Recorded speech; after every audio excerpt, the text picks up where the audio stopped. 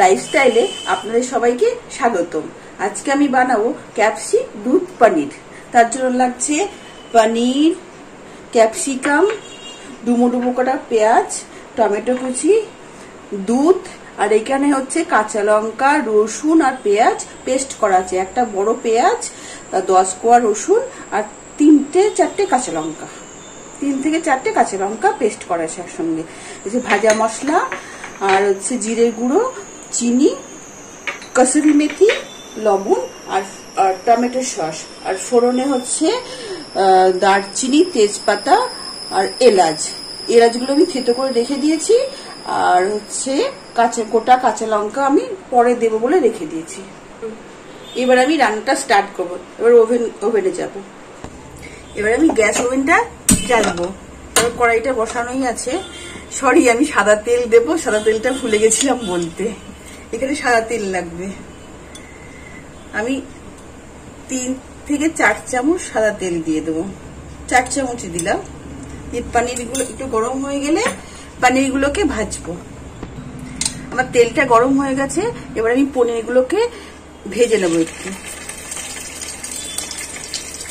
হালকা করে পনিরগুলোকে ভাজবো।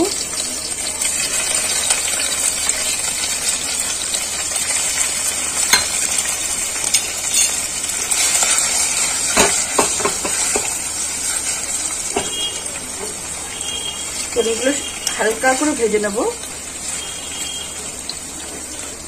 আমার পনিরগুলো ভাজা হয়ে গেছে। এবার আমি পনিরগুলোকে তুলে নেব।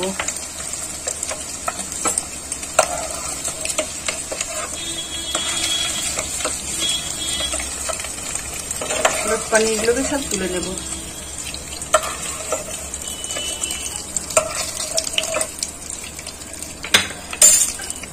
এবার আমি এই যে ডুবো ডুবো করে পেঁয়াজগুলো কাটা আছে, এগুলোকে আমি তেলে দিয়ে দেবো। এগুলো একটু হালকা করে ভেজে নেব। পেঁয়াজ আর ক্যাপসিকাম একসাথে ভেজে নেব। এতে আমি একটু ঢাকনা দিয়ে দেব। এবার আমি ঢাকনাটা খুলবো। পেঁয়াজ আর ক্যাপসিকামটা ভাজা ভাজা হয়ে গেছে। এবার আমি এটা তুলে নেব। এটা আমি তুলে নেব।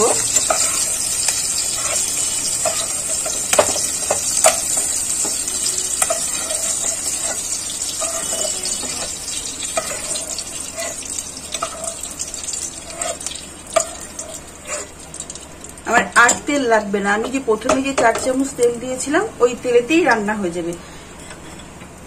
আমি এখানে তেজপাতা আর হচ্ছে দারচিনি আর এলাচটা ফোড়নে দিয়ে দেব। আর একটু সামান্য চিনি দিয়ে দেব।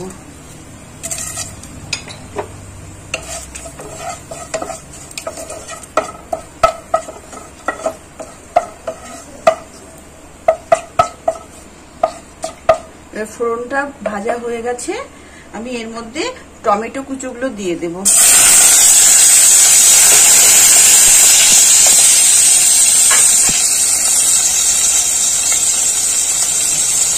টমেটোর মধ্যে একটু লবণ দিয়ে দেবো যাতে টমেটোগুলো মজে যায়। একটু ঢাকনা দিয়ে দেবো। ঢাকনা খুলে দেখবো টমেটোগুলো ভাজা ভাজা হয়ে গেছে কিনা। টমেটোগুলো ভাজা ভাজা হয়ে গেছে। আমি এবার এই যে রসুন আর পেঁয়াজ আর কাঁচা লঙ্কার যে পেস্টটা ছিল ওই পেস্টটা দিয়ে দেবো। আমি গ্যাসটা একটু সিমে দেবো। সামান্য একটু জল দেবো। এবার এই মশলাটাকে কষাবো।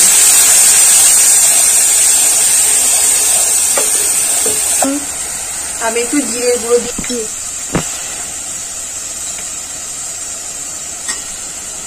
একটু টমেটো সস দিয়ে দেবো।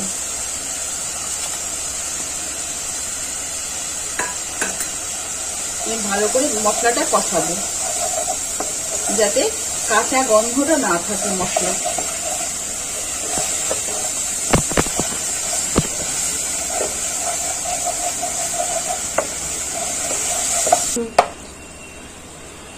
মশলা আমার কষানো হয়ে গেছে। আমি একটু গ্যাসটা একটু জোরে দেব, সামান্য একটু গ্যাসটা জোরে দেব। মশলা থেকে তেল ছেড়ে গেছে দেখুন। এরপর আমার যে ভাজা ক্যাপসিকাম গুলো ছিল, পেঁয়াজ আর ক্যাপসিকাম, আমি এটা দিয়ে দেব।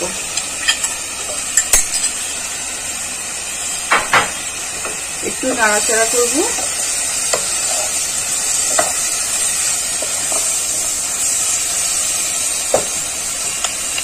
তারপর আমি যে গোটা কাঁচা লঙ্কা গুলো ছিল সেগুলো দিয়ে দেব।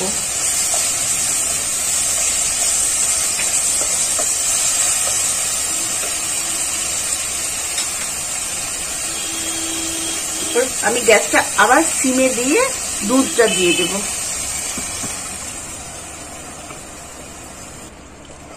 আমি একটু জল দেব। এবার আমি এটাকে একটু ফুটতে দেব। ঢাকনাটা এবার খুলবো। আমার দুধটা ফুটে গেছে। এখানে কাঁচা লঙ্কাতেই হবে, শুকনো লঙ্কা লাগবে না।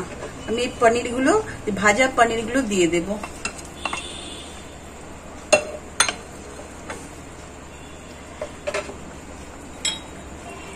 আমি অল্প একটু কসুরি মেথি দেব। আর অল্প একটু ভাজা মশলা দেব। আমি আরো একবার কসুরি মেথি, আরো একবার ভাজা মশলা দেব।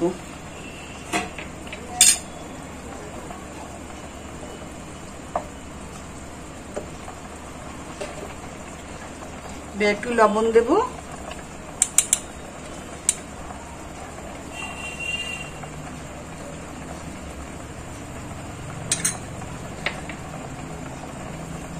আর আমি আরেকটু চিনি দেবো, যেহেতু টমেটো সস আর টমেটো দেওয়া হয়েছে, ওই জন্য আরেকটু চিনি লাগবে। এবার আমি ঢাকনাটা দিয়ে দেব। এবার আমি ঢাকনাটা খুলবো। আমার হয়ে গেছে, রেডি হয়ে গেছে। এর উপরে আমি ভাজা মশলাটা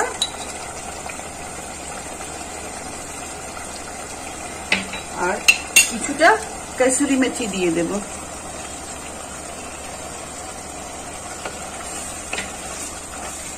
আমার রান্না ডান। এবার গ্যাসটা অফ করে দেব, দিয়ে একটু সামান্য ঢাকনাটা দিয়ে দেব। এবার আমি এই বোলটার মধ্যে ঢেলে দেব পনিরটা।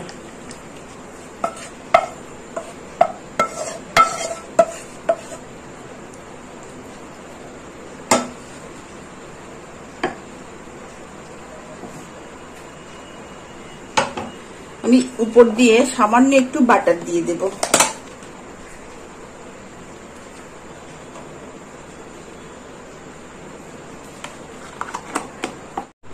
আমি পাত্রটা চেঞ্জ করে দিলাম, দিয়ে একটা ডিশের মধ্যে এটা ঢেলে দিলাম। এই রান্নাটা যদি আপনাদের ভালো লেগে থাকে, please like, share and subscribe করে দেবেন।